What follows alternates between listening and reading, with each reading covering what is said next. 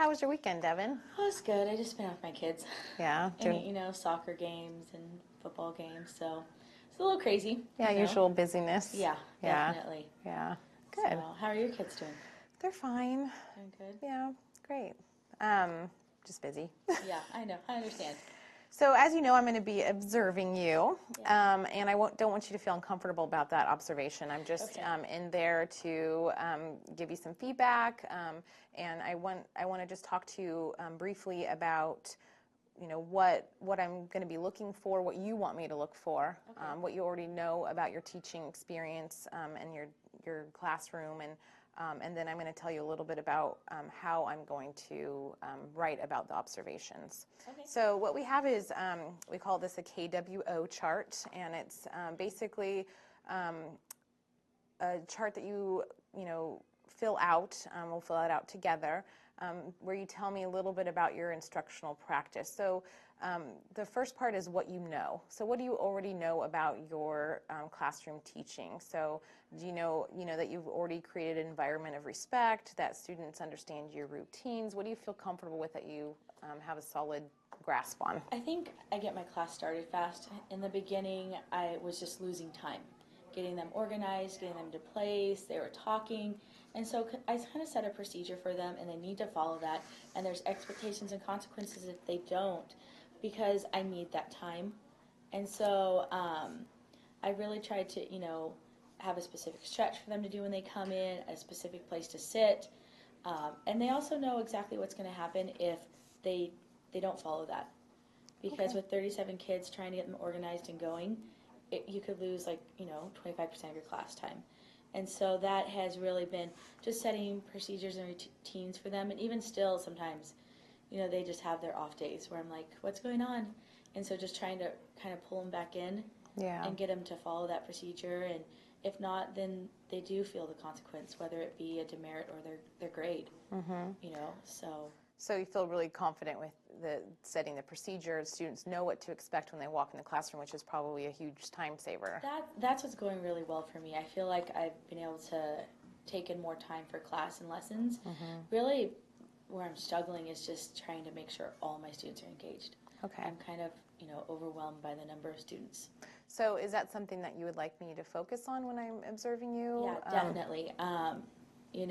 Sometimes it's hard to look deep into that classroom and see every kid, whether they be in the middle or in the back row. And I'm kind of concerned that students are getting lost in the class. And so I just want to make sure they're engaged and supported, and trying to find ways to support those students that just don't seem to be able to handle the class as much. Okay, so you would like me to look for maybe the students that don't seem to be as engaged, that don't seem to be grasping onto the dance steps that you're teaching, and maybe finding out where they are located in the room, and then maybe we can come up with some strategies together to try to change that? Is that what you're thinking? Okay. Definitely. Okay, so I can definitely do that for you. And you have a seating chart too, so I can Yes. probably You'll be able to find determine names. which students by names. That'd be great.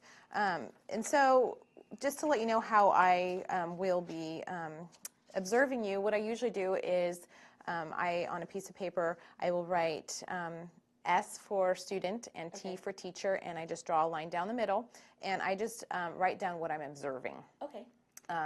And what I'm seeing you do, and what I hear you say, and what I see the students do. And of course, I can't capture absolutely everything, but I'm going to try to capture as much as I possibly can. Great. And then after that, what we'll do is we'll look at my notes, and we'll see what standards you're addressing from the California teaching standards, and we'll see where your strengths are and what you're really hitting home with, and then maybe some of the standards that we could try to work on hitting in other lessons.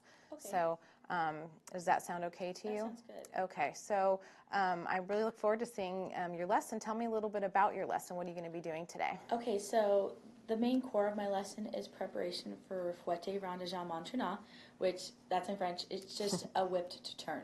Okay. And I'm going to start the class off with warm-up. It's a fairly high-intensive movement in the hip, so I want to make sure they're prepared. And while they're warming up, they're going through their technique, their stretching, and their conditioning.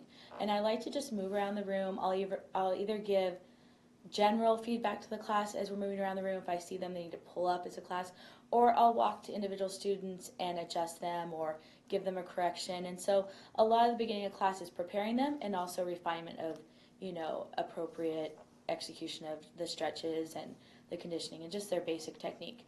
From there, we'll do some center work. And so they'll do their turns, and then I will lay them down. And I'm going to break down the movement while they're on the ground. And the reason I do that is the ground keeps them from, it supports their entire body. And that's a lot of issues that go wrong with kind of a large leg movement. And so it kind of helps them feel the movement without having to support it as much because the ground's doing that for them. So they can work through it slowly. They don't have to worry about balancing. I can talk to them about it when I have them laying down. And I think it gives them an opportunity to think about it. And then we'll try the movement standing in the center. And then I hope to give additional feedback, answer questions, discuss things that can go wrong, and how to adjust your body and compensate for that. Then I will take the students across the floor. They will go through some of the movements we've been working on throughout the year and do a little refinement. And at the end of class, I will give them an opportunity to kind of put the movement into basic execution of it. Great. So that's the plan. Okay. So All right. hopefully I can fit that all in the time I'm allowed. So Okay. Well, sometimes it's a challenge. yeah. So All right. Well, I look forward to watching. thanks. Okay.